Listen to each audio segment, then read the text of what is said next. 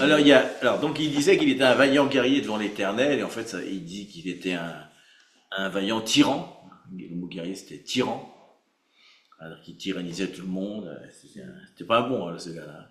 Et vaillant, c'était pas très bon. Vaillant, c'était un peu colosse, qu'il voulait se prendre. Ouais, regarde, Dieu, t'es fort, t'es gabord, moi je suis gabard. Je suis plus fort que toi. J'ai remarqué que les colosses, ils ont pas une bonne destinée dans la Bible. Hein. Il y a plusieurs colosses connus. Il y en a un qui est vachement connu. Vous connaissez peut-être le colosse de Rhodes, ça vous dit quelque chose?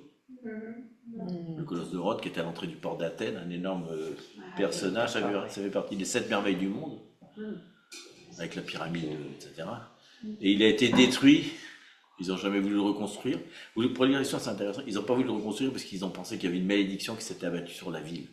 C'est comme si ceux qui s'élevaient, tu sais. Alors, tu remarques, hein, le colosse, le vaillant guerrier de Babel, il va être détruit. On voit que le colosse de Rhodes va être détruit. Et les Colossiens, ils s'étaient pas mal non plus. Hein. Vous avez vu, ils étaient quand même. Ils avaient entendu l'évangile, etc. Ils s'étaient un petit peu élevés en disant non, pour être sauvés, faut qu'un ange nous enseigne. Il faut qu'on fasse des rituels spéciaux, il faut qu'on ait un enseignement mystérieux, un peu caché, et que les autres ne doivent pas voir, parce que tout le monde ne peut pas être sauvé comme ça, ce serait trop facile. Donc ils avaient un petit peu dit, nous on est les balèzes, on est les colosses, nous on connaît les anges, etc. Et oui, qu'est-ce qui se passe? En l'an 60, Colosse est détruit par un tremblement de terre. Et quand on dit détruite, c'est détruite rasée, quoi. Il en reste actuellement zéro. Il n'y a plus rien de Colosse, même pas un petit bout. On sait qu'elle existait, parce qu'ils ont retrouvé des choses, mais elle a été complètement détruite. C'est intéressant de voir que quand Paul écrit cette lettre, alors, déjà on ne sait pas si c'est Paul. Parce qu'il y a marqué que c'est Paul, puisqu'il le dit au moins 3 fois dans le texte, et plein de gens disent que c'est pas possible, que c'est certainement quelques disciples de Paul qui parlent en son nom.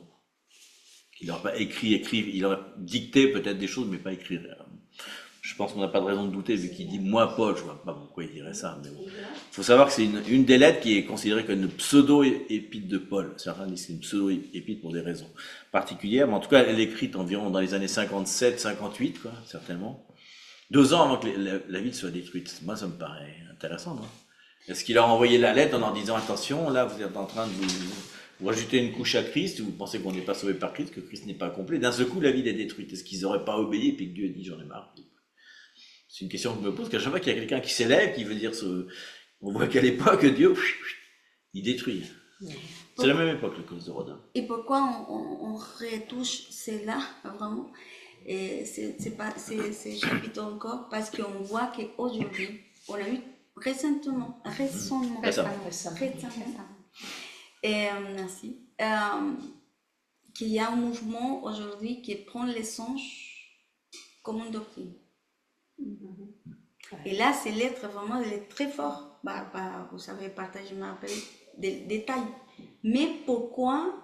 Et comment dire, c'est une remarque vraiment de faire attention. Et on voit ces derniers temps que change la voix de l'esprit pour les anges. Comme si c'est la voix, oui, on voit plusieurs parties de la parole qui parlent que Dieu envoie un ange pour des anges messagers, on est d'accord? Oui. Parce que la parole le dit, qui vient des anges messagers pour donner quelque chose. Mais quand on commence à idolâtrer les anges et qu'on commence à rentrer dans ces mouvements, parce que c'est quand on a discuté, Domi et moi,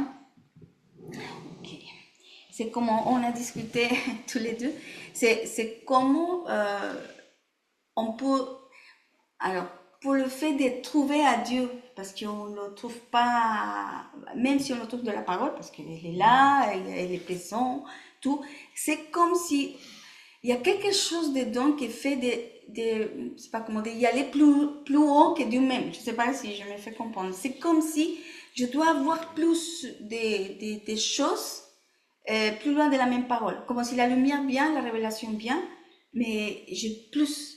Mais sous prétexte de chercher Dieu, on peut rentrer dans l'obscurité sans vouloir. Et là, c'est pas justement, c'est l'endroit des Colossiens qui parle vraiment, c'est une action vraiment forte pour faire attention. Et on voit aujourd'hui, c'est comme si on voit qu'il y a vraiment une répétition de la parole dans la vie quotidienne. en tant que communauté d'église et tout, qui pour rentrer dans ces mouvements, quoi. Donc je pense que c'est intéressant de faire attention parce qu'évidemment, on va voir beaucoup de comment on dit, des mouvements angélicaux.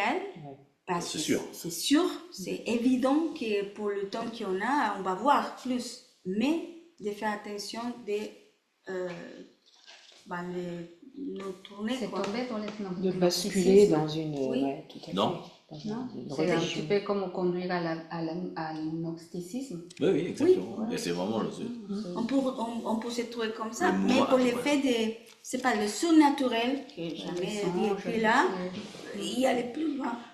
Pardon, que la parole ne dit pas. Ce qu'il écrit vraiment en Colossiens, c'est vraiment l'agnosticisme. Oui, c'est ça. Et alors c'est vrai que alors c'est le problème, c'est que le truc des anges c'est très mal compris dans la Bible parce qu'il y a on est avec toute une culture, ben, on est dans la culture, hein, Ouais. culture catholique, etc.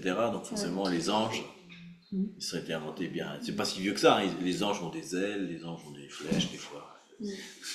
L'ange de l'amour, Cupidon. Cupidon. Un Cupidon. Il y a des anges partout, mais on oublie enfin, je suis en train de faire un truc sur les anges, donc je vais bientôt le partager, mais pas tout de suite, c'est encore un peu trop juste, mais il y a le mot le plus classique finalement, c'est quand même Agélos, c'est le messager, quoi.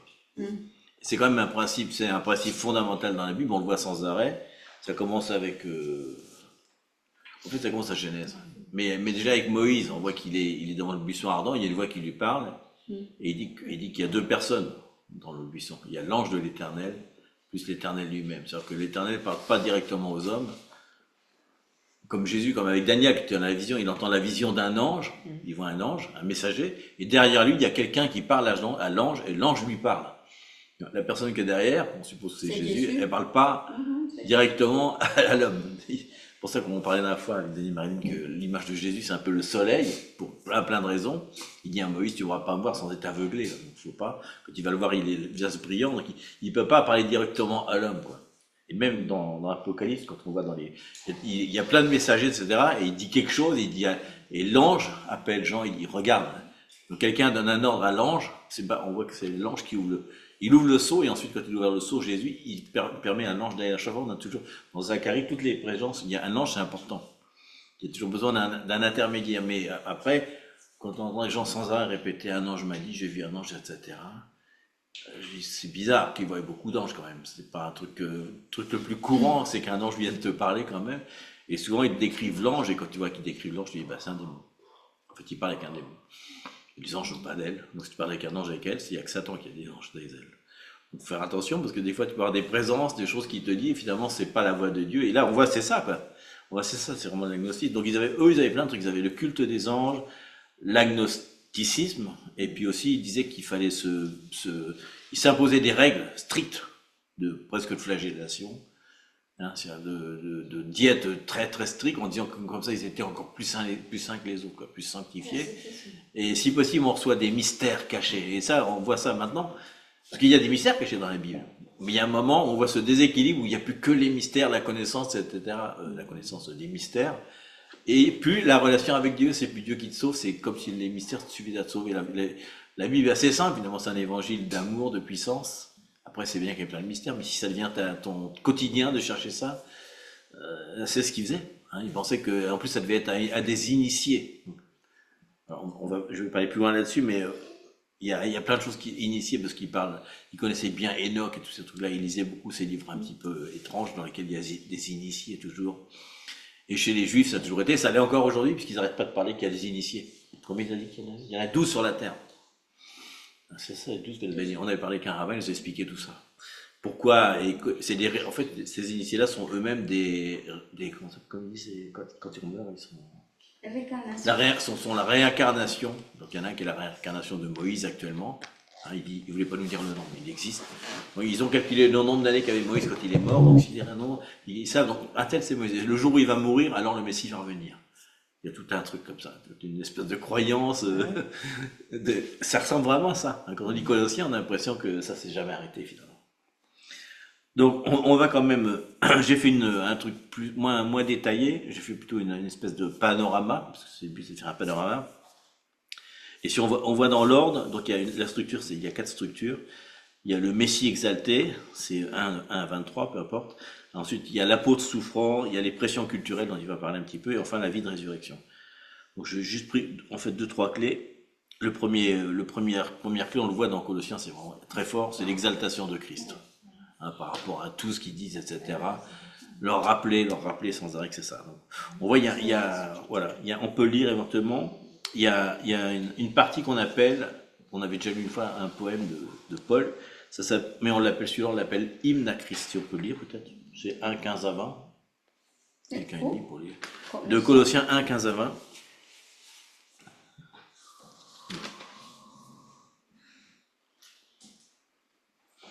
On appelle ça l'hymne à Christ, en fait. On trouve ça sur Internet. L'hymne à Christ, c'est de 1, 15 à 20. Il donne 7 caractéristiques de Christ. Christ est au-dessus de tout. Alors, Il y a 7 caractéristiques. le Fils est l'image du Dieu invisible, le premier-né de toute la création. En effet, c'est en lui que tout a été créé dans le ciel et sur la terre, le visible et l'invisible, trône, souveraineté, domination, autorité. Tout a été créé par lui et pour lui. Il existe avant toute chose et tout subsiste en lui. Il est la tête du corps qu'est l'Église. Il est le commencement, le premier-né d'entre les morts, afin d'être en tout le premier. En effet, Dieu a voulu que toute sa plénitude habite en lui. Il a voulu par Christ tout réconcilier avec lui-même, aussi bien ce qui est sur la terre que ce qui est dans le ciel, en faisant la paix à travers lui par son sang versé sur la croix. C'est vrai, il en met un coup de fouet quand même. Là. Mais c'est impressionnant comme c'est. Pourquoi on peut le sortir carrément pour. J'ai l'impression que c'est le résumé de la Bible en entier qu'il vient de faire. C'est pour ça beaucoup disent que c'est un hymne ou un poème, peu importe, on appelle ça un poème, parce que c'est un truc tellement fort qu'on peut pas enlever un mot ni une virgule. C'est tellement puissant. Et donc on voit qu'il dit il est la véritable image de Dieu. Il y a cette clé comme ça. Le premier-né avant la création, il partage son identité avec le Dieu véritable. Toute réalité spirituelle a été créée par lui. Il est l'auteur et le roi de la création, et il est enfin l'image de Dieu. Donc c'est intéressant parce qu'on voit que Jésus, il le dit plein de fois à ses disciples, hein, ce que Paul dit là, et on le voit je pense que d'ailleurs Paul s'en inspire pour les évangiles, puisque c'est dans Jean 14, 9, vous vous rappelez, quand ils lui disent « Montre-moi le Père », à Jésus, il leur répond, en référence à ce que Paul va dire justement après, hein, Jésus leur dit « Il y a si longtemps que je suis avec vous, et tu ne m'as pas connu, Philippe, celui qui m'a vu a vu le Père. Comment me dis-tu, montre-moi le Père ?» Donc en fait, il s'inspire. C'est là qu'il s'inspire en disant que oui, il est l'image de la création. Il suffit de regarder ce que Jésus lui-même a dit, quoi. Il est l'image du Père intégral. On peut pas. C'est intéressant d'ailleurs parce que souvent, quand on dit Abba Père, c'est rigolo parce que on pourrait dire Abba Jésus. c'est interchangeable finalement. C'est un peu interchangeable. Donc on voit qu'il est. On va pas aller trop là-dessus parce que ça a déjà été en plus enseigné. Il dit qu'il a précédé toute création. Ça c'est fort. C'est un truc qui s'oppose à. Déjà, ça nous confirme la Trinité quand même, mais ça s'oppose à tout ce qu'on entend de la part aussi bien des témoins de Jéhovah que des Mormons, et que je sais plus qui, encore une troisième secte qui s'inspirerait, les francs-maçons, puisqu'ils utilisent la Bible. Donc, les trois disent que Jésus a été créé par le Père. Il y a plein de phrases, ils sortent des phrases du contexte, je crois qu'on avait déjà parlé une fois. On peut facilement démonter. D'ailleurs, c'est une des clés qu'utilisent pas mal d'évangélistes, Francis Chan notamment. Il l'a sorti. Et quand il y a un témoin de Jéhovah qui vient, il le confronte juste sur ce point-là. Parce que tout de suite, tu leur dis Jésus, etc. Ils disent non, Jésus a été créé par le Père, il n'est pas égal au Père. Il est le Fils de Dieu, donc il n'est pas Dieu. Comme on dit, comment un Dieu pourrait être le Fils de lui-même, quoi. Donc c'est très facile. Il a fait une petite méthode en trois points. On avait parlé ça une fois avec Christopher, où tu peux confronter un témoin de Jéhovah sur ce truc-là. Et là, ça le déstabilise beaucoup, quand même. Parce que d'un seul coup, toute sa Bible est fausse. Si sur ce point-là, on n'est pas d'accord sur ce point-là, tout ce qu'il enseigne est faux. Parce que d'un seul coup, Jéhovah n'existe plus. Jéhovah, c'est Jésus. Donc, c'est très perturbant pour eux. Et là, vraiment, je crois qu'il insiste là-dessus, parce que peut-être dans Colossiens, il y a peut-être cette théorie-là qui circule. Que Jésus n'est pas égal au Père, qu'il n'a pas été au début de la création. C'est intéressant. Donc c'est vraiment, donc il dit qu'il est le premier, donc il a la supériorité et l'exaltation qui confère à ce titre, c'est important. Donc il dit ensuite, Jésus est le créateur de l'univers. Donc il est celui par qui sont arrivées toutes les choses, et ça on a plein de confirmations. On peut les lire. On peut lire Jean 1:3 si vous voulez, et Hébreux 1:2 si vous avez deux Bibles. Jean 1:3 et Hébreux 1:2. Jean 1:3, toutes choses ont été faites par elle, et rien de ce qui a été fait n'a été fait sans elle. Ouais, c'est intéressant parce que par elle et sans elle, sérieux. On avait déjà parlé une fois, il y a aucun concept, on avait dit, il n'y a aucun concept sur la terre qui ne peut pas venir de Dieu, parce qu'on parle de la lumière, il est la lumière, il est tout. Il n'y a pas un seul, on s'assoit sur une chaise parce qu'on peut s'asseoir sur lui. Tous les thèmes, tous les verbes, il n'y a rien qui n'a pas été fait par lui et sans lui, quoi. Et Hébreux 1:2, vous avez ça? Marie? Dieu, dans ces derniers temps, nous a parlé par le Fils, il l'a établi héritier de toutes choses, par lui il a aussi créé l'univers. C'est intéressant. C'est fort ces phrases-là. Et je pense que oui, c'est bien postérieur, bien sûr, etc. Donc on voit pour eux, il leur dit qu'il est au-dessus de toutes les puissances spirituelles dont vous parlez, toutes ces puissances des anges, parce que pour eux, les anges avaient une puissance. Hein. Et c'était vraiment quelque chose. Donc ils étaient émergés dans le culte et l'adoration, donc il veut juste clarifier qui est le maître au-dessus de ça. Et donc on va lire pas mal de Colossiens, il leur dit ça, Colossiens 2:18 déjà.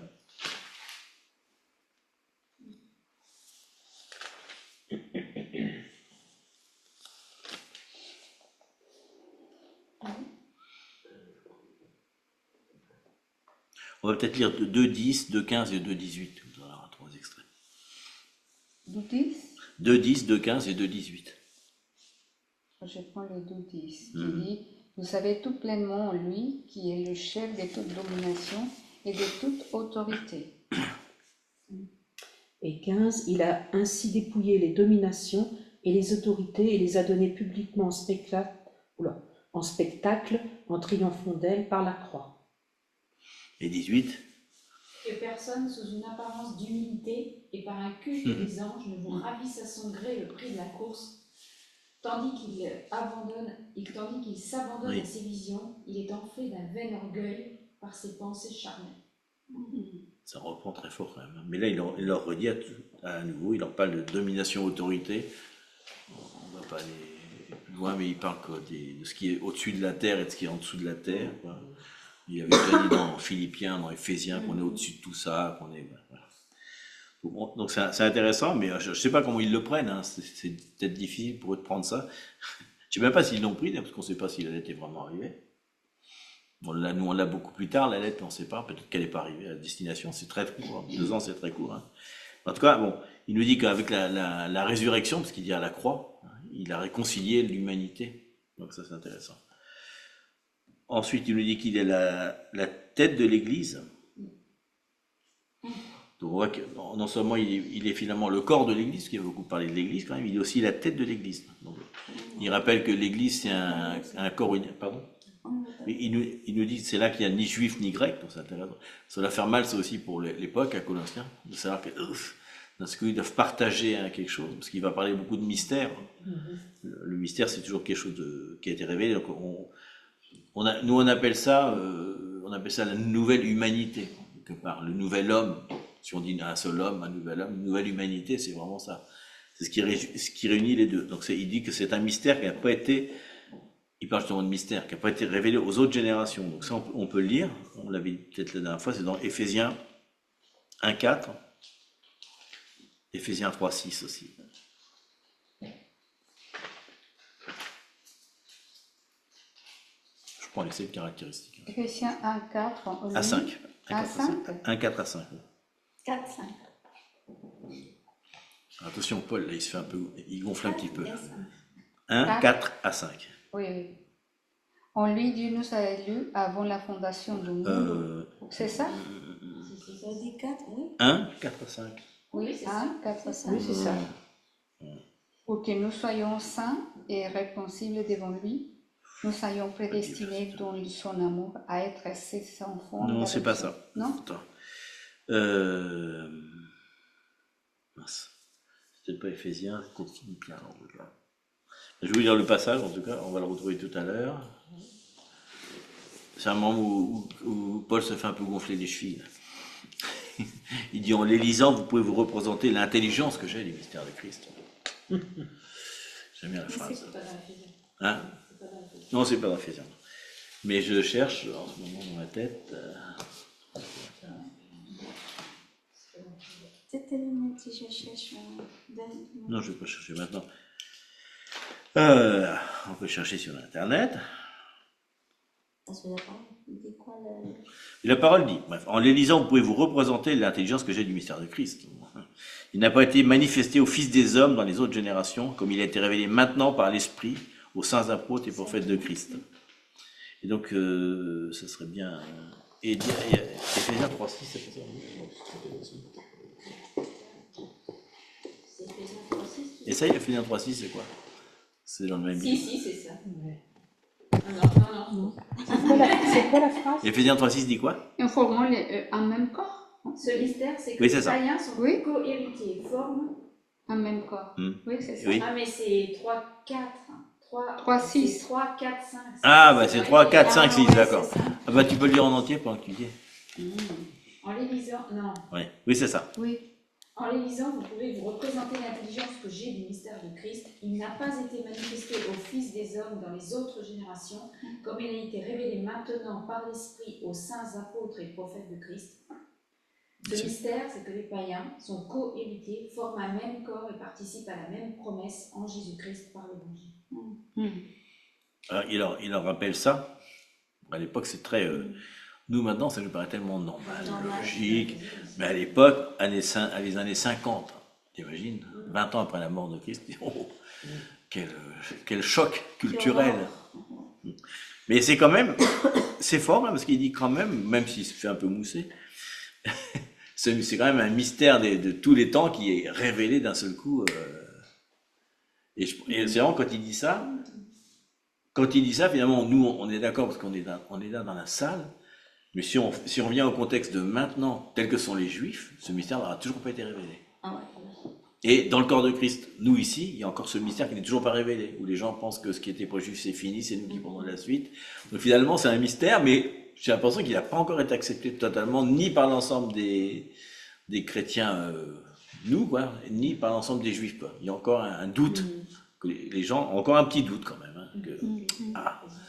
Quand ils disent Israël, ils comprennent encore pas que Israël, c'est les deux peuples. Ils sont en train de prendre Israël. Ah, les Juifs, non. Ils n'ont pas encore compris ce que ça voulait dire. Donc c'est quand même, c'est pour ça que Colossiens c'est extrêmement fort, hein. Parce qu'en plus, il insistait à la circoncision. Donc, oui. Des Juifs. Puis en plus, les Colossiens, eux, il fallait circoncire, il fallait faire tout, quoi. Faire les rites, il fallait manger des trucs, machin. Lévitique à 100%, même si un Lévitique c'est intéressant. Ensuite, il nous dit qu'il est le premier-né d'entre les morts. Ça, c'est intéressant. Je ne vais peut-être pas là, non. Mais si, dans 1 Corinthiens 15-20, il dit, mais maintenant, Christ est ressuscité des morts, il est les prémices de ceux qui sont morts. Enfin, là-dessus, qu'on connaît quand même. Et ensuite, il dit qu'il est la plénitude de Dieu. On va peut-être en faire encore une autre lecture, c'est Colossiens 2,9. Hein. C'est ce qu'il dit à ce moment-là. Il dit, en lui habite corporellement. Il insiste quand même, hein, corporellement. Des fois qu'ils n'auraient pas compris, toute la plénitude de la divinité, carrément. Et c'est fou, parce que c'est une révélation qu'a Pierre, hein, mais elle n'est pas encore été partagée. Elle nous paraît évidente, parce que l'évangile est partagé dans le monde entier, mais à l'époque, pas encore. Ils n'ont pas encore pu lire des lettres comme ça, donc c'est intéressant. Et enfin, j'aime beaucoup ce passage-là. Il dit qu'à travers sa mort et sa résurrection, il a réconcilié toute chose avec Dieu. Et je crois que ça fait quand même plusieurs semaines qu'on reçoit sans arrêt la réconciliation. Comme la première preuve, en fait, qu'on a vraiment perdu l'ancien manteau, qu'on a vraiment né de nouveau. La première truc qu'il dit juste après, première chose, ayez donc en vous le mystère de la réconciliation. C'est le mystère de Jésus. Et il dit, et c'est très fort parce qu'il dit en plus, pas tellement avec nous, réconcilier, on pourrait dire que réconcilier, c'est peut-être aller voir quelqu'un puis se réconcilier. Il dit carrément, je vous en supplie, soyez réconciliés avec Dieu. C'est une phrase incroyable, hein, ça. On n'est pas là pour demander, c'est comme il dit, demandez-moi que j'envoie les ouvriers de la moisson. Il dit pareil, il dit demandez-leur il leur dit s'il vous plaît réconciliez-vous avec Dieu, quoi. C'est même pas à nous de vous réconcilier, c'est vous-même s'il vous plaît réconciliez-vous avec Dieu, quoi. Donc ça change un peu l'émission de la réconciliation, ça enlève un peu de poids aussi sur nos épaules. C'est pas à nous de le faire, c'est à eux de le faire, quoi. Donc c'est intéressant. Donc il dit que le Christ a réconcilié toutes les choses avec Dieu, et cette expression, donc toutes les choses, on va faire peut-être un truc, ça se limite donc à l'humanité, bien sûr, ça se limite aux puissances spirituelles, donc tout ce qui a été créé sur la terre, mais ça ne parle pas des choses qui sont sous la terre. C'est-à-dire que les choses sous la terre ne sont pas réconciliées avec Dieu. Elles sont ennemies de Dieu, c'est dans Éphésiens, c'est dans Philippiens.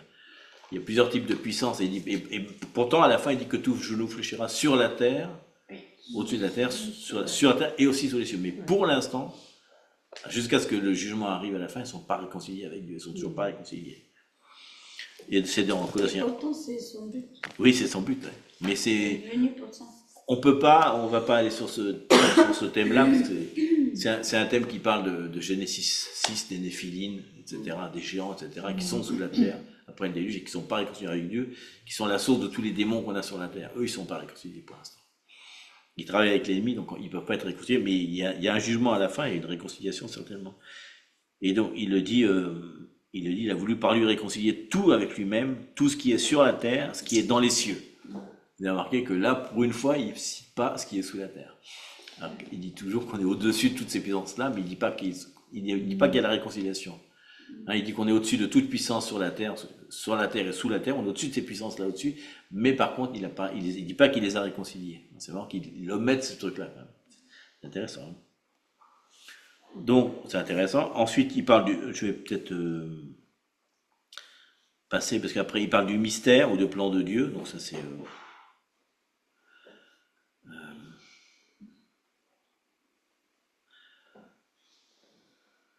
Parce que du coup, comme tu avais déjà fait ça, en effet, c'est pas la peine de le refaire.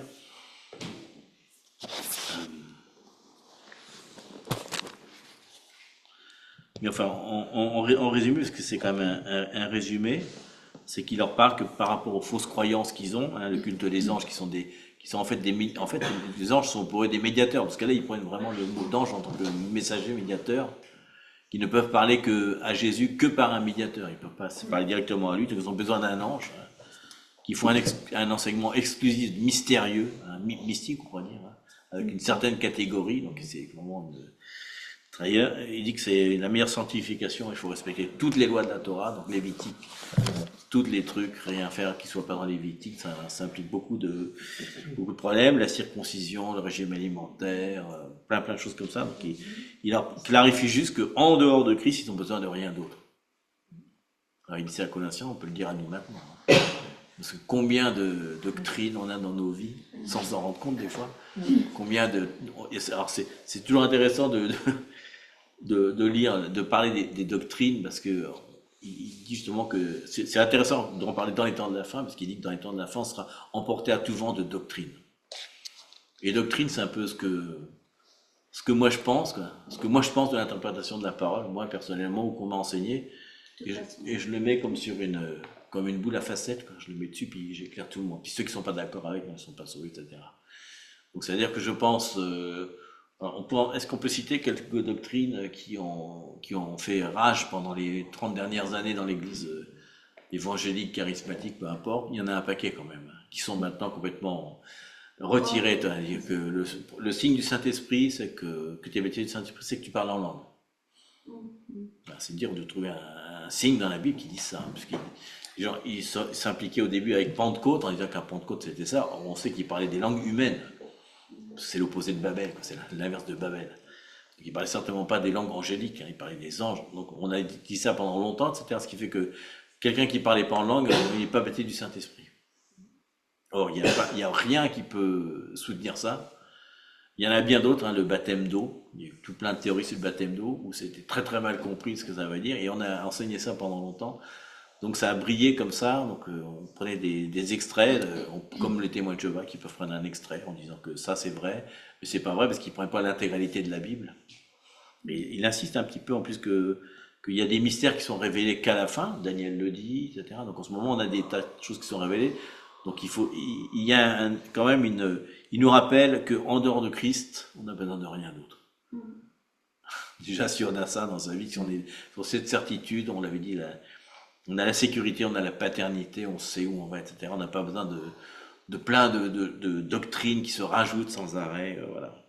Même si c'est intéressant de connaître la profondeur de la parole, il faut se rappeler que quand on prêche l'évangile, on peut prêcher juste Christ, ça suffit, quoi. Il n'y a pas besoin de prêcher beaucoup plus que ça. Le reste, ça va en découler. Donc c'est intéressant parce qu'il leur dit que ils avaient la connaissance de Christ, soi-disant, mais par contre, ils niaient sa divinité. Donc ça, c'est... en disant ça, quoi, c'était... Dire que Christ n'est pas suffisant, ça veut dire qu'il n'est pas divin. Donc c'est une hérésie totale, quoi. Complètement.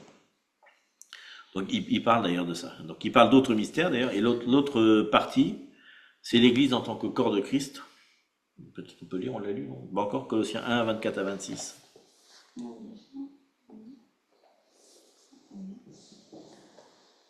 Un Colossiens 1, 24 à 26. à 24. Je me réjouis maintenant dans mes souffrances pour vous et je supplée dans ma vie à ce qui manque aux peines infligées à Christ pour son corps, c'est-à-dire l'Église. C'est d'elle que je suis devenu le serviteur conformément à la charge que Dieu m'a confiée pour vous. Annoncer pleinement la parole de Dieu, le mystère caché de tout temps et à toutes les générations, mais révélé maintenant à ses saints.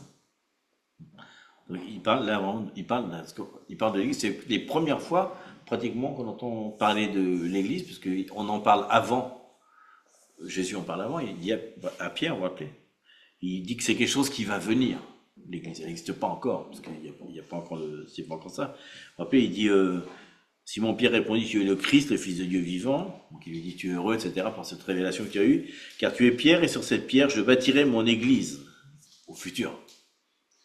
Je bâtirai mon Église. Les portes de séjour des morts ne prévaudront point contre elle. Donc il dit que dans le futur, il va y avoir une Église. Il est toujours présent, donc il n'y a pas de raison d'avoir une Église, puisqu'il est présent sur terre. Mais plus tard, il va y avoir quelque chose. Et on voit que Paul, d'un seul coup, comprend ce mystère que les Juifs et les gentils, d'un seul coup, forment l'Église.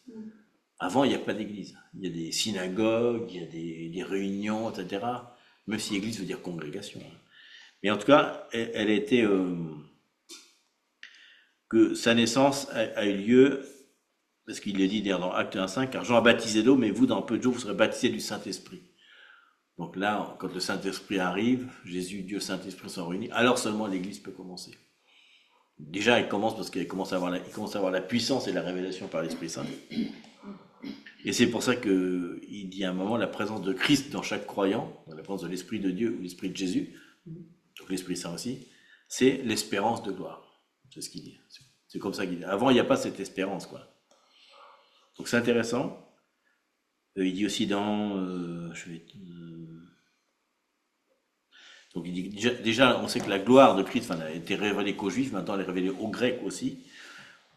Et il dit dans Éphésiens 2,13, il dit maintenant en Jésus-Christ, vous qui étiez jadis éloignés, vous avez été rapprochés par le sang de Christ, en parlant aux Grecs, aux non-Juifs, quoi. Donc il dit que sans Dieu, ils n'avaient pas d'espérance, ils n'avaient pas de gloire à attendre. Et comme Christ vit en eux, maintenant, ils ont une espérance de gloire. C'est intéressant. Est-ce qu'on va dire ça? Si, c'est intéressant, parce qu'on va en parler bientôt. Il y a deux passages, je veux bien qu'on lise les deux. Il y en a un qui peut lire Colossiens 3, 4, et un autre Romains 8, 18.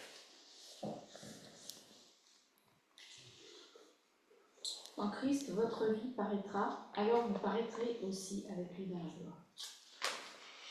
Donc il parle, on va en parler peut-être un petit peu après, ça fait encore partie des derniers temps. Il dit que quand Christ va revenir, il parle de gloire, vous paraîtrez aussi avec lui dans la gloire. L'espérance de gloire, c'est ça. Et Romains 8, 18. J'estime que les souffrances du moment présent ne sont pas dignes d'être comparées à la gloire qui va être révélée pour nous. C'est bien cette traduction, ne sont pas dignes. C'est incroyable. Donc c'est intéressant parce qu'il leur dit que ils doivent croître dans l'unité avec les Grecs, etc., et dans la foi, etc., et que par rapport aux faux enseignements qu'ils reçoivent, ils n'ont besoin de rien d'autre que Christ, qui est l'espérance de gloire. Donc, il leur dit dans Colossiens 2, 6, 7, il dit ainsi donc, comme vous avez reçu le Seigneur Jésus-Christ, enfin on espère, parce que c'est marcher en lui, étant enraciné et fondé en lui, affermi par la foi, d'après les instructions qui vous ont été données et abondé en actions de grâce. Donc ça, c'est vraiment très fort. Parce qu'il leur dit vraiment, eux, il y a vraiment une division quand même. Parce qu'ils disent bien que certains doivent avoir des mystères et pas les autres. Carrément, ils ne veulent pas partager, carrément. Ils ne veulent pas que tout le monde soit sauvé, finalement. Et ceux qui ne respectent pas toutes les lois ne peuvent pas être sauvés non plus. Ceux qui ne parlent pas aux anges ne peuvent pas être sauvés non plus. Ça ne fait pas beaucoup de monde quand même. Donc, on ne sait pas qui vraiment a fondé l'Église. Il parle d'Épaphras qui aurait été peut-être celui qui serait venu, mais on n'est pas sûr qu'Épaphras ait vraiment pu physiquement être là-bas. Donc ils ont un peu, ils n'ont pas reçu complètement tout l'enseignement. Donc forcément, comme ils étaient dans une région qui était déjà très compliquée, ils ont continué à mélanger un petit peu.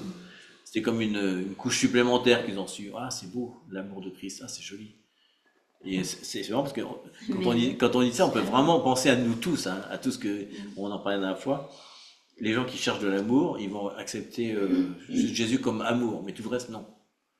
Non, Dieu qui reprend, ben non, ça leur rappellerait leur père qui le corrigeait. Ah non, ça va pas. Donc ils veulent pas tout l'évangile. Donc eux, c'est un peu comme ça. Ils veulent bien un petit peu de l'amour, etc., mais pas trop quand même, parce que sinon ils peuvent plus croire aux anges. Et c'est dans la tradition de l'Église elle-même. Donc c'est les mystères, les mystères mystiques. Il faut savoir que les trucs auxquels ils croient sont des trucs. C'est ce qu'on trouve dans la Kabbale, dans le Talmud, etc. Ils croient à des choses complètement... la réincarnation, par exemple. Ils croient fortement à la réincarnation à l'époque, à Colossiens. Donc pour eux, c'est la résurrection. Résurrection, réincarnation, ça va pas ensemble. Quand même. C'est difficile de concilier les deux. Donc il y a une espèce de mélange, etc. Et j'imagine quand même Paul, c'est pas facile. Comment pour écrire cette lettre-là? Mais ce qui est bien, c'est que cette lettre-là, elle n'est pas destinée qu'aux Colossiens. Elle est destinée à tout le monde. Quand on la lit, elle est tellement actuelle. Et c'est pour ça que je l'ai pris. Je l'ai pris exactement parce qu'elle est vraiment, justement, elle a ces derniers trucs, ces pertinences du livre. Dans les derniers temps, c'est vraiment ça. C'est qu'elle est vraiment pour les derniers temps. Elle parle de doctrine. Elle nous rappelle vraiment les fondements sur lesquels il faut se fonder. Sinon, en effet, le vent qui va arriver va être très fort. Et en même temps, elle donne cette énorme espérance. Il dit que ce qu'on vit actuellement n'est pas digne, ne peut pas être. On dit souvent, c'est traduit ne peut pas être comparé. Mais là, c'est carrément n'est pas digne d'être comparé. Comment on peut. Il a dit, mais comment vous pouvez penser que ça. Mais si vous saviez l'espérance de gloire qu'il y a quand il va apparaître, vous allez apparaître avec lui dans la gloire. Parce qu'il dit, on le sait, puisqu'on nous on sait qu'on va monter carrément en direction de lui pour le rencontrer dans les nuages. Il dit quand même. Et ça, ils sont pas au courant parce qu'ils connaissent pas cet enseignement-là. Alors, il dit, alors les thèmes dans les derniers temps, il dit ça, manifester avec Christ dans la gloire. Peut-être on peut dire ça, 1 Jean 3,2. On pourrait faire une étude entière rien que sur ce 1 Jean 3,2. Ah, en 3D 1 Jean 3,2. En 3D. En 3D. En 3D. Pourquoi pas?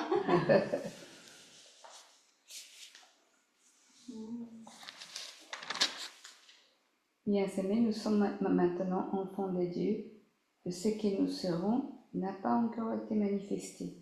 Mais nous savons que lorsque cela sera manifesté, nous serons semblables à lui, parce que nous le verrons tel qu'il est. T'imagines, c'est pas ça, tu prends dans tous les sens et ça remue la tête quand même.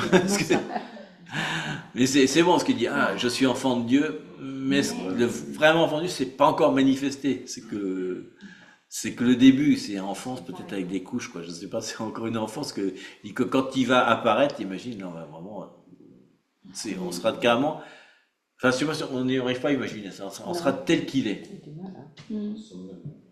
C'est semblable à lui, à son image, c'est-à-dire qu'on ne pourra pas distinguer. Enfin, en même temps, comme on dit qu'on est enfant de Dieu, on est un peu son ombre, son image, quoi. Pour ça, il dit, quand il marchait, Pierre et Jean, il guérissait les gens avec l'ombre. Parce que finalement, le mot être semblable, on l'avait étudié, ça veut dire qu'on est son ombre, en fait. On n'est pas lui, mais on est son ombre, quoi. Donc les gens, quand ils voient l'ombre, ils disent, d'accord, c'est lui. Donc c'est fort, hein. Il dit que quand il va apparaître, tous les saints vont être transformés, carrément, on sera un corps glorieux comme lui. Donc peut-être que physiquement, je ne sais pas, Jésus a un corps glorifié. Est-ce qu'on va avoir le même corps? Est-ce que là, on n'est plus son ombre? Est-ce qu'on lui ressemble tellement et les gens ne peuvent plus faire la distinction? Parce que le corps glorifié, ça veut dire quoi? Est-ce qu'on change d'apparence? Ou c'est le même corps, mais il peut faire des choses qu'on ne sait pas faire, on ne sait pas. Peut-être l'apparence extérieure change aussi. Je ne sais pas. Ouais, ça, c'est... C'est un mystère pour le Là est la question. Oui, parce que beaucoup disent qu'on va avoir oui, nos 20 ans, on va retrouver nos 20 ans, on va avoir un corps comme avant, quand on Comme était avant. jeune. Comme quand vous étiez jeune, moi je suis déjà jeune, mais comme quand. Donc quand on était jeune, je sais pas, hein, mais est-ce qu'il va être, qu'est-ce qu'il est transparent ou à travers il y a des pixels, je sais pas, c'est que dans Matrix. Je crois qu'au moment des Je sais pas. quand on a encore glorifié, Ouais, on sait pas. on sera tous renouvelés. Voilà, la gloire. On va en parler beaucoup, c'est Comment représenter la gloire? Alors on va beaucoup parler de la gloire justement dans le prochain ça. événement, donc c'est intéressant de voir comment la gloire est représentée Bah dans oui. l'Ancien Testament et pas pareil que là. Eh ouais. Parce que si on était glorifié comme dans l'Ancien Testament, on serait comme une fumée ou une nuée. Oui, oui. On ne sait pas. Comme un La gloire est nuage. différente. Je me mets partout. Mais quand même, C'est l'or, mais c'est très fort. Très En fort. tout cas, enfin, quand Jésus était glorifié, il a ressuscité, il s'est apparu à ses disciples Il le reconnaissait. et les connaissait. Oui. Donc, je Connaît pense ça. qu'il y a. C'est pour ça que je Les dis ça. témoignages Oui, de ceux oui, qui oui. sont allés Ils au ont vu ciel, Moïse. Et ils Moïse, reconnaissent leur génération, donc Oui. leurs ancêtres qui n'ont jamais vu. Exact. Ah oui. Ils ont vu en Regarde dans photo. Colton. Oui. Oui. J'ai vu le ciel. Oui, oui, oui. Ils ont vu des photos et ils reconnaissent leur grand-père. C'est Il des avait formes jamais vu le humaines grand-père, qui jamais leur vu, font. en fait. Donc oui, on peut se reconnaître. Pour moi, Ils oui. savent Oui, il est que. probable. c'est- Sauf que ces corps, ils ne meurent pas. Oui. Simplement. L'image, Parce c'est que voilà, Jésus. elle est jeune. Oui. Mais comme c'est Jésus qui C'est comme reflète en Jésus nous, ressuscité. c'est Jésus en fait. Oui, c'est Donc Jésus, en il y a pas fait, d'autre. c'est pour ça qu'on sait. Oui. Je Pour pense moi, que c'est c'est ça. évident. Hein, ouais. on est enfin, bon, pour Mais moi. là, Il y a un petit passage subliminal pour dire je serai comme ça. Oui, Sans parce que, dire quoi. oui, parce Mais que- Jésus le Voilà. dit quand même. il y a, pense que c'est il y a Jésus plein de qui choses nous aussi, dit. puisqu'il dit aussi, je vous prépare une maison. Mhm. Oui, Il c'est vient de pareil. nos maisons Ah oui, dans la le ciel. maison, Mhm. c'est cette maison-là. Une nouvelle Jérusalem, donc il y a des trucs physiques quand même, je pense, Ouais. mais c'est difficile Bah de oui, savoir ouais. La exactement. lumière, ce sera la gloire de Jésus qui Oui, nous, exactement. Et on nous va, éclairera. Mhm. Ah bon, c'est là qu'on se dit, mais comment on peut représenter tout ce qu'on voit? On sait que ça va exister, Oui. mais on est incapable de savoir ce que ça va faire, quoi. Comment ça va être. mais Dieu dit On que- s'imagine que ça va être glorieux, parce que nous, avec nos yeux humains, on n'a pas cette vision du ciel comme ça, aussi représentative. Donc on est limité. Mais on peut demander, On peut il demander, on oui. peut demander tout au Christ. Et moi j'y ai demandé plusieurs fois, parce que j'étais là-haut, et il Ouais. m'a dit, qu'il ne pouvait pas me répondre. Ah ouais. Sérieux. Parce qu'il m'a dit, il m'a dit, c'est comme si c'est l'exemple qu'il m'a dit, un texto. Hein. Il m'a dit, c'est comme si tu voulais expliquer le moteur à explosion dans une voiture à une fourmi.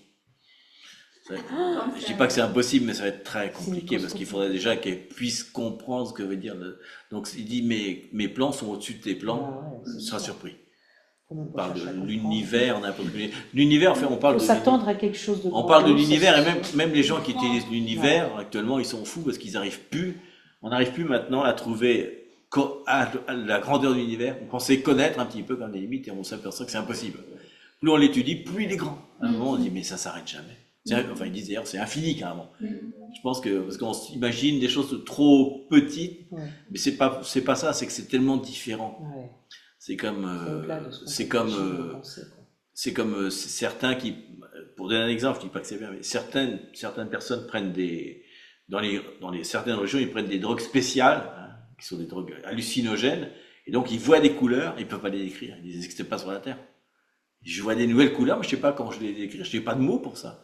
Faut que j'invente des mots, parce que ma perception est complètement différente. Je pense qu'on est dans une perception assez On est vraiment limitée, limité ici. où il y a des Oui, c'est ça. on se dit ce matin, on regarde du vert, on se dit ce matin, l'homme est fait pour voir les couleurs, on aime bien en ce moment, il y a des fleurs. J'avoue, Oui. une couleur, il y a quelque chose qui se passe en nous. Couleur. Mais en fait, une couleur est Même pas les faite. oiseaux. Oui. Plein d'oiseaux. Même le vert, on regarde rien que le vert, même s'il n'y a pas de couleur, il y a tellement de nuances de vert, et quand on voit une couleur comme le vert, c'est fait en fait de plein d'autres couleurs qui sont Ouais, c'est assemblées, donc on n'arrive pas à comprendre. Donc ce qu'il me disait, c'est ça, comment on pourrait lui demander sur quoi on va régner, puisqu'on n'a pas cette notion Et en plus, on n'a pas la notion de l'infini, parce qu'on ne connaît pas le temps infini, on ne sait pas ce que ça veut dire. Donc j'ai demandé un peu ce que ça voulait dire l'infini.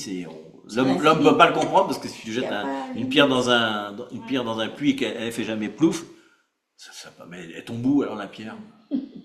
Parce on cherche d'aller où, hein, c'est la même question que j'avais posée. Il m'a dit,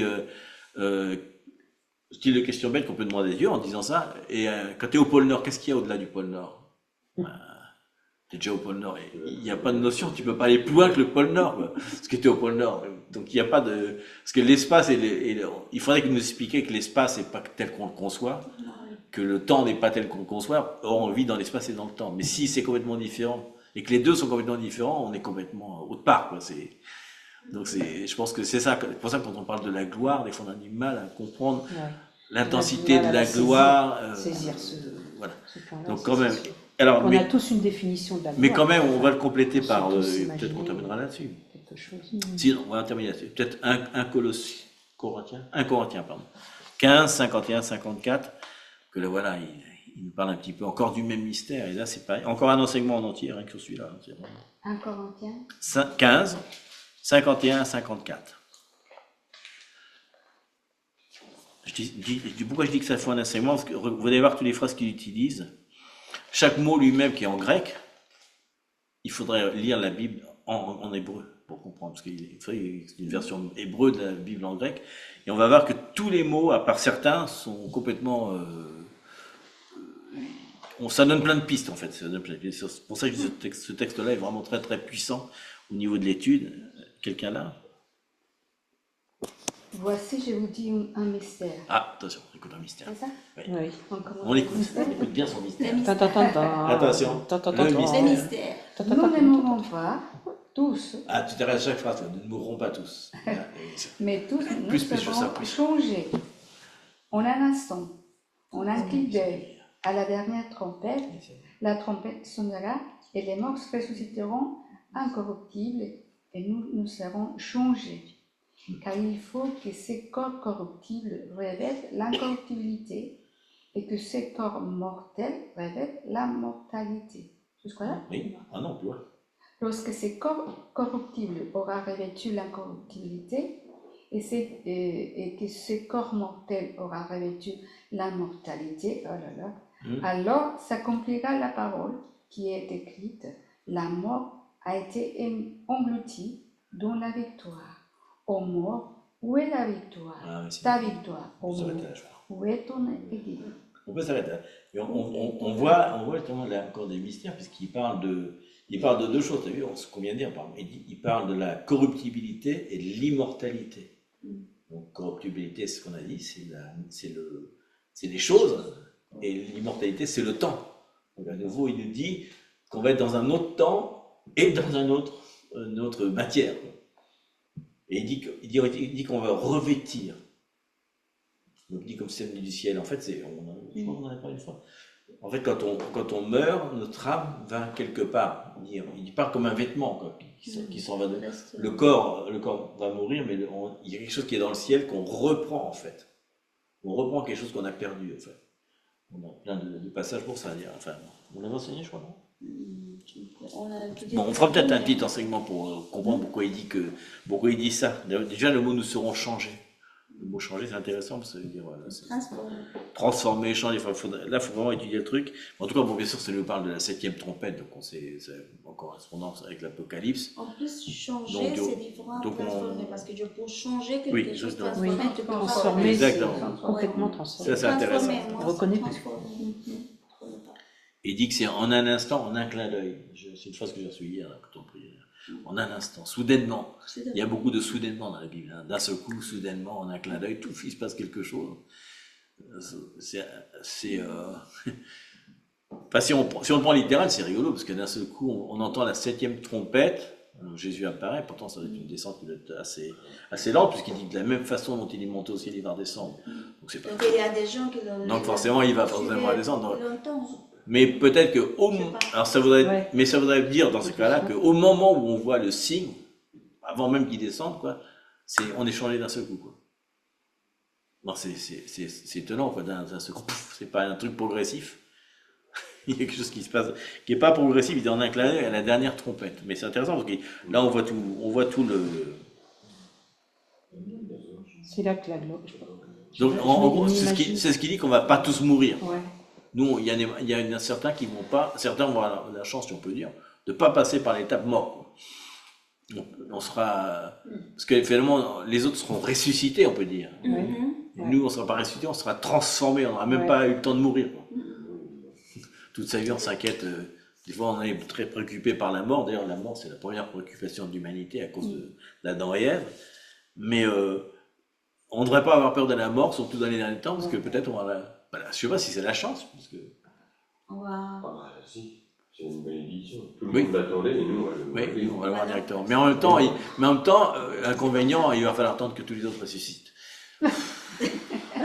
Ah non, non. Non, Ah parce oui, que ça la va tout le monde, patience. Tu sais, il y a un- La tout de suite. patience. Non, mais il y a peut-être un truc, tu sais, comme les charcuteries, tu as un numéro 3 milliards 450. Oh non. Oh, dis donc. Non, parce qu'il dit qu'on a il dit en un clin d'œil, je pense que... Mais ce Non, mais sera- ça- Mais clin d'œil, en un instant, je pense que ça veut dire que on va être transformé directement Comme ça, tout de ici suite. pour Tout de partir suite. comme ça. je pense qu'on n'aura pas le temps de le voir. On va C'est pas le tellement voir, rapide. mais Ça, je pense qu'on va sentir quelque chose quand même. Je Oui. sais pas, mais Ah oui, Je sais pas. parce qu'on va se sentir complètement Mais ce transformé sont pour ces- monter. Et on remarque qu'il n'y a pas une épître de Paul, hein, pas une seule. Et à chaque fois, il fait toujours le texte, etc. Mais toujours, il termine par cette phrase des derniers temps.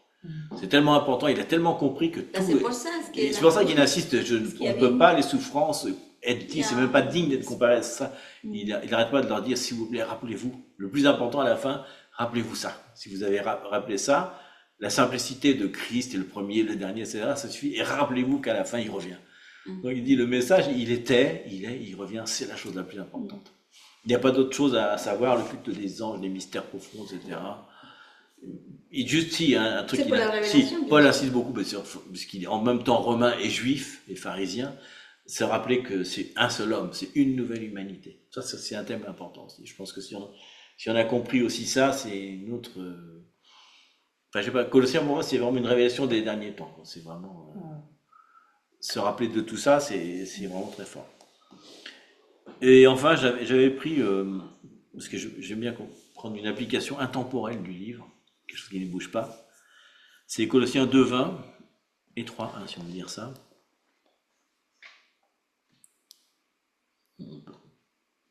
Moi, j'ai appelé ça mort au monde et ressuscité avec Christ. Donc, c'est Colossiens 2:20 et on rajoute 3:1 en plus. Ça fait comme une seule phrase. Ça n'existe pas dans la Bible, j'ai inventé. C'est Dominique qui a inventé ça. Ouais, j'ai inventé celui-là. Bien On sûr. mélange les deux. Tu dis à quelqu'un, c'est quoi cette phrase? Bah, elle n'est pas réussie, elle est, mais c'est un mélange, quoi. C'est Dominique qui doit. Moi, je vais lire celui-là. Bon. Oui, merci. Si vous êtes mort avec Christ au rudiment du monde, pourquoi, si vous viviez dans le monde, vous impose-t-on ces préceptes? Si donc vous êtes ressuscité avec Christ, cherchez les choses d'en haut, où Christ est assis à la droite de Dieu. Alors, si vous êtes vraiment mort à Christ, alors pourquoi vous imposez des trucs comme ça? Ça sert à rien. Cherchez les choses d'en haut, cherchez pas les choses de... Parce que là, il cherche carrément les choses de la terre, quoi. Carrément, de chercher les préceptes des diètes spéciales, des flagellations, des circoncisions, etc. Pourquoi vous cherchez ça? Parce que vous êtes mort à Christ. Cherchez les choses d'en haut. Donc il leur dit, en gros, il leur dit qu'ils devaient mourir aussi bien aux influences extérieures, mais aussi à leur propre nature. C'est vrai. Donc il leur rappelle, hein, donc il demande si en fait cette Colossiens, finalement, ça nous appelle à résister à toutes les influences du système qui s'opposent à la culture du royaume, mais aussi à laisser l'intérieur être modelé au caractère de Christ, les deux à la fois. Attention au monde, mais attention aussi à l'intérieur de vous, quoi. Les deux, il faut changer. Il faut être modelé au caractère de Christ, mais aussi résister aux influences du monde, parce qu'on prêche l'évangile du royaume, et on doit prêcher l'évangile du royaume, mais il y a la culture du monde, qui est un autre royaume, qui s'oppose, qui est complètement à l'opposé, et plus ça avance, plus il va y avoir cette opposition entre les deux cultures, et on le voit maintenant. Hein. Hier, il s'est encore passé quoi hier? Il y a encore des trucs qui se sont passés hier. Ah oui, vous avez vu ce qui est... Ouais, c'est des trucs... J'ai lu ça, c'est un texte. Parce qu'en ce moment, vous avez vu, en France, ils veulent faire un texte pour les trans, là. que les enfants de 18 ans, moins de 18 ans, n'aient pas le droit aux injections hormonales. Parler ça en jeune. Oui, c'est pas grave, il y en a plein, il faut arrêter d'avoir peur aussi. Et ils ont dit, donc on a entendu tout le mouvement d'opposition sur la France qui a dit, mais si on fait ça, on va être le pays le plus rétrograde d'Europe. Mon Dieu. Donc là, on voit vraiment le royaume de Dieu s'opposer à la culture du monde de façon complètement opposée sur la totalité de la chose. Donc on va avoir sans arrêt de plus en plus cette opposition, on va être de plus en plus éloigné, on aura de moins en moins droit à la parole, il y aura de plus en plus la parole du monde. Mais en même temps, il nous dit, attention, ça suffit pas. Si vous ne modelez pas votre caractère de Christ, vous ne serez pas capable non plus de résister à ça. Donc accrochez-vous à Christ, soyez modelés en Christ. En gros, par exemple, ne répondez pas à la violence, à cette provocation de l'ennemi. Rappelez-vous, ce sont des pouvoirs, des autorités de dénomination qui sont en train de parler, c'est pas les hommes. Donc on pourrait très bien faire des bombes et les faire sauter les cliniques d'avortement aussi. C'est pas ce qu'ils nous demandent. Regardez le caractère de Christ en vous. Il vous dit quoi? Prenez les armes spirituelles, priez, faites quelque chose. Voilà, c'est pour dire, c'est un exemple précis, quoi. La culture du royaume va s'opposer à la culture du monde, mais c'est pas pour ça qu'il faut répondre avec les armes du monde, quoi. On est de plus en plus isolés, et ce qui va nous tenir, c'est l'intercession, la prière, l'amour, etc. Donc cette lettre de Colossiens, elle est très très forte quand même. Sinon, on sera comme dans le tremblement de terre de Colosse, quoi. Exactement pareil. Et verset clé du livre pour moi, c'est Colossiens 1,18, qui dit, il est la tête du corps de l'Église. Il est le commencement, le premier-né d'entre les morts, afin d'être en tout le premier. On n'avait pas commencé. En tout premier. Pour eux, c'est la phrase la plus... Si on s'adresse à l'Église, parce que Paul s'adresse à l'Église, c'est ça, il est la tête du corps. Mais il est aussi le corps de l'Église, c'est ça qui est marrant.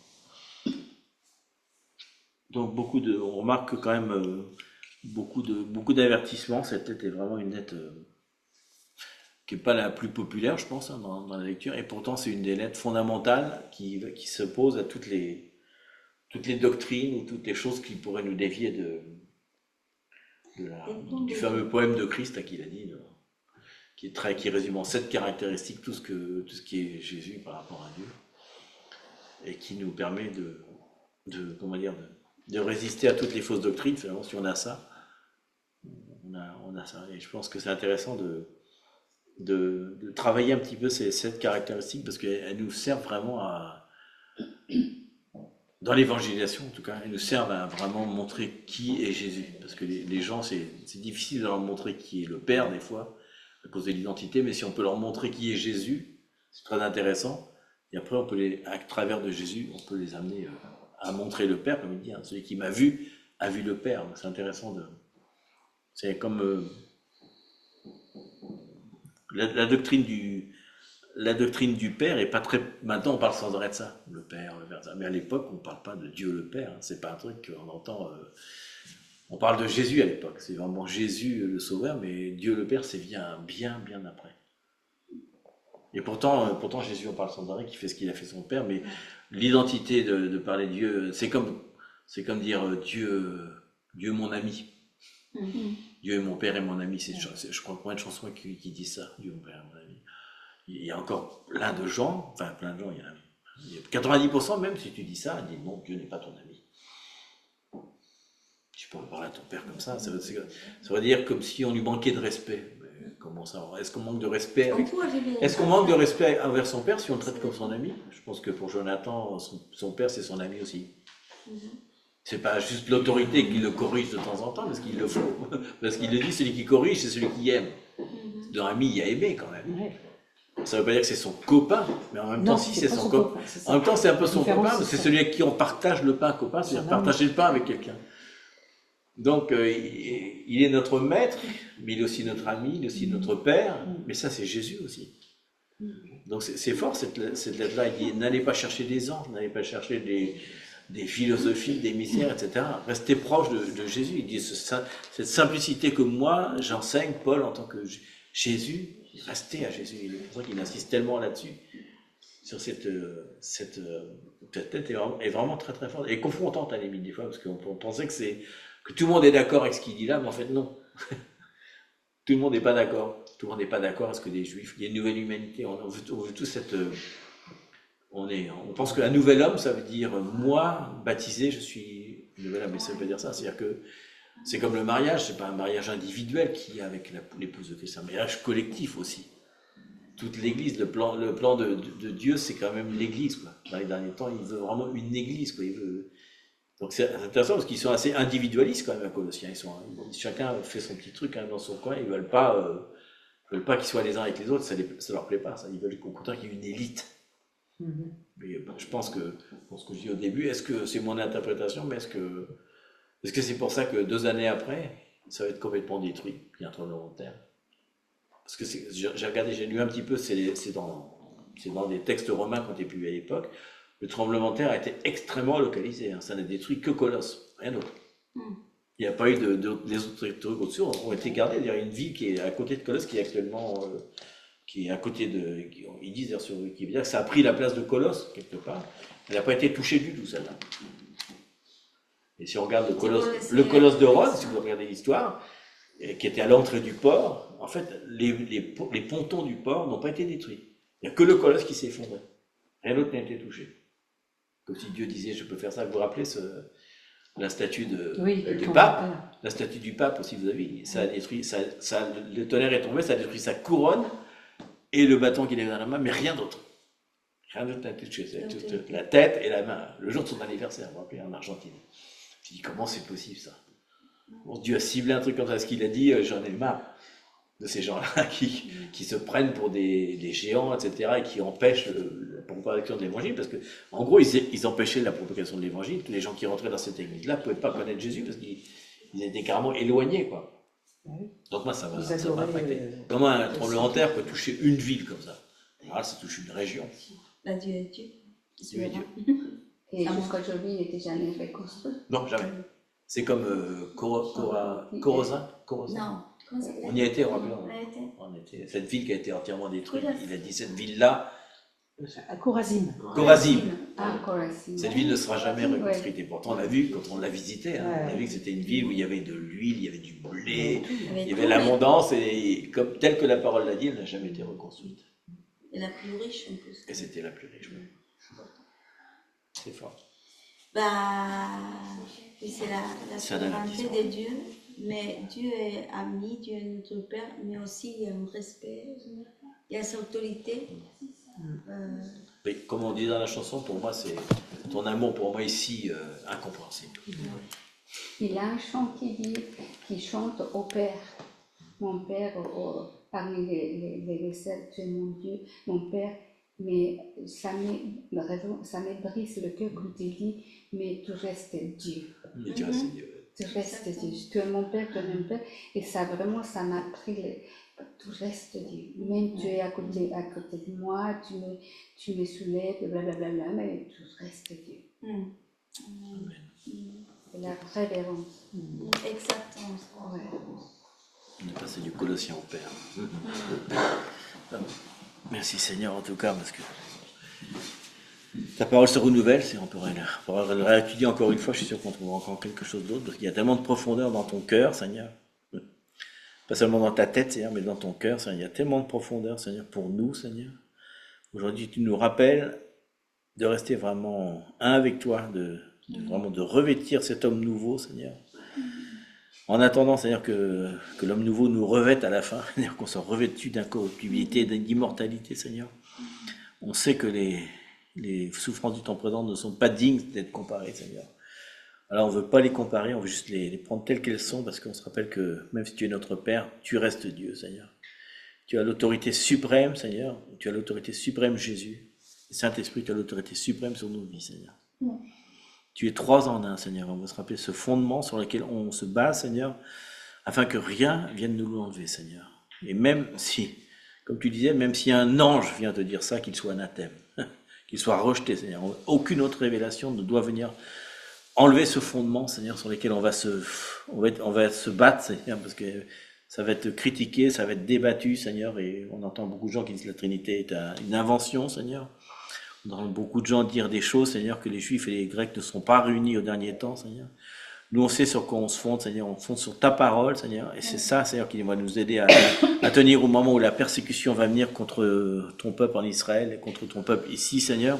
Qu'on ait un seul corps, Seigneur. Une seule identité, une seule église, une seule congrégation, une seule confraternité, Seigneur, dans laquelle tu restes la tête, Seigneur.